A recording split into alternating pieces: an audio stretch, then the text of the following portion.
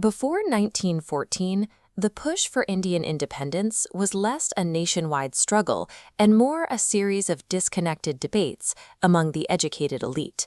The masses were largely uncoordinated. The Indian National Congress was entirely split. You had moderates advocating for slow, patient reform, while extremists demanded immediate, direct action. Operating on a completely separate track was the Muslim League, which at the time generally supported British interests. With the population divided by class, religion, and ideology, coordinating a true independence movement was logistically impossible. Then came the First World War. The British Empire immediately demanded absolute, unquestioning loyalty from its colonies. Britain pulled £367 million out of the Indian economy in direct cash and loans. On top of that, they extracted another £250 million in war materials to be sent overseas. The domestic economy buckled under the weight. The human toll was just as massive. The British recruited a vast contingent of Indian soldiers and shipped them out to fight in the trenches of Europe and Africa. Indian leaders initially supported these massive sacrifices. They believed their loyalty would be rewarded with self-rule once the war ended. Instead, they received zero political reforms. This betrayal turned the war's economic and human costs into a volatile political pressure cooker, creating a desperate need for a type of unity the movement had never seen. As the war dragged on, ambitious Indian leaders realized that Britain's global distraction was their perfect opportunity. They launched the Home Rule movement. Led by figures like Annie Besant, they began demanding actual self-government for India. While Besant organized the South, Bal Gangadhar Tilak mobilized Western India. Together, they built a powerful cross-regional network that bypassed the old political bottlenecks. Their greatest strategic victory came in 1916. The momentum of the Home Rule movement forced the divided Indian National Congress to finally reunite and welcome back its extremist faction. The deepest political fracture had been mended. For the first time, the Indian political elite presented a single, aggressive front to the British. That same year, the political landscape shifted again with the Lucknow Pact, a landmark alliance between the Congress and the Muslim League. Both groups formally agreed to demand post-war reforms together, standing as a united bloc against colonial rule. Muhammad Ali Jinnah served as the chief architect of this Hindu-Muslim unity, acting as the intellectual bridge between the two factions. Shortly after, the Khilafat movement erupted.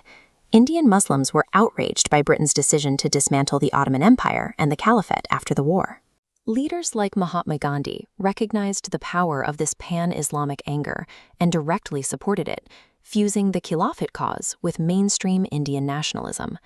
The existential threat of the war and its aftermath had temporarily neutralized religious divisions, aligning Hindus and Muslims against a shared colonial enemy. Back home, the economic devastation was waking up an entirely different demographic. Rampant inflation and mass post-war layoffs were crushing the working class. Returning soldiers brought back stories of better labor conditions, while news of the 1917 Bolshevik Revolution introduced radical new ideas of class consciousness to the Indian public. This led to the formation of the first modern Indian trade unions, including the Madras Labor Union and the All India Trade Union Congress. These unions adopted highly disruptive tactics. They weaponized collective bargaining and organized massive strikes to paralyze British-owned industries. This labor mobilization shifted the movement's center of gravity. The fight for independence now reached far beyond the conference rooms of the elite, drawing the strength of millions of factory workers into the national struggle. The colonial state panicked. They were suddenly facing a multi-front, unified resistance alongside rising revolutionary groups. To crush this wartime dissent, they passed the draconian Defense of India Act in 1915. The act granted the government terrifying emergency powers. They set up special tribunals, enforced widespread censorship, and imprisoned suspects without the right to appeal. But this violent, authoritarian repression backfired entirely. It erased any lingering Indian loyalty and proved that the British would never leave willingly. The passive, divided India of 1914 was dead. In place stood a mobilized, angry, and highly organized populace. By the war's end, the landscape had transformed.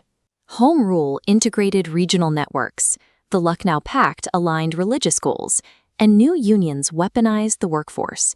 The pressure of the First World War inadvertently solved the independence movement's deepest vulnerability, its fragmentation. This set the stage for a new kind of leader. Gandhi realized that this newly unified populace was finally ready for massive nationwide action. In Britain's desperate attempt to exploit India to win a global war, they accidentally forged the exact weapon that would end their empire.